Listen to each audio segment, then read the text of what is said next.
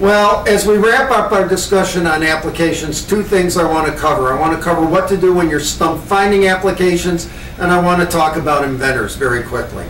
Let's talk about what to do when you're stumped about finding applications.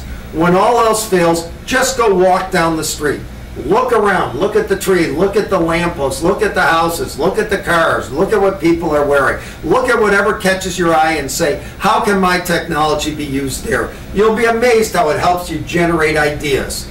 The other trick I have is called Star Trek gap analysis. That's my term for it. Gap analysis is you take a look at what's going on today, you take a look at what's going on in the future. There's a gap in between, obviously. How does your technology help bridge that gap?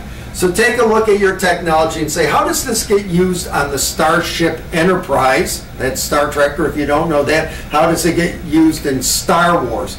Because Star Trek, Star Wars, those kind of things, they're everybody's vision of the future. So is it being used by Dr. McCoy down in the sick bay, or is it, Cotton, the lithium crystal's about to go, and it's Scotty in engineering who's using it? Is it Mr. Spock? Whoever. You got to sort of think about how it would play in the future, and that gives you an idea of how it might play today.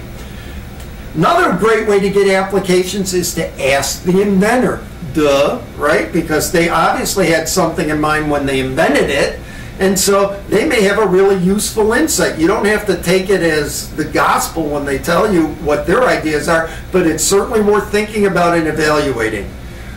One other point is, before we wrap up, it's always important as you're doing market research to cycle back to the inventor.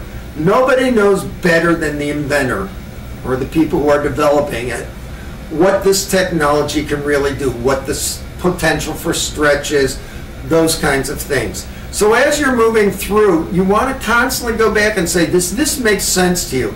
I'm thinking about this. That person probably can give you really good insights. The other thing that's really important is usually you need the inventor's involvement. Why? Because there's always some knowledge that is sticky, and only the inventor, when it gets really sticky, knows it. So if you want them to participate in the commercialization so you can leverage their know-how, now's a good time to engage them in the discussion.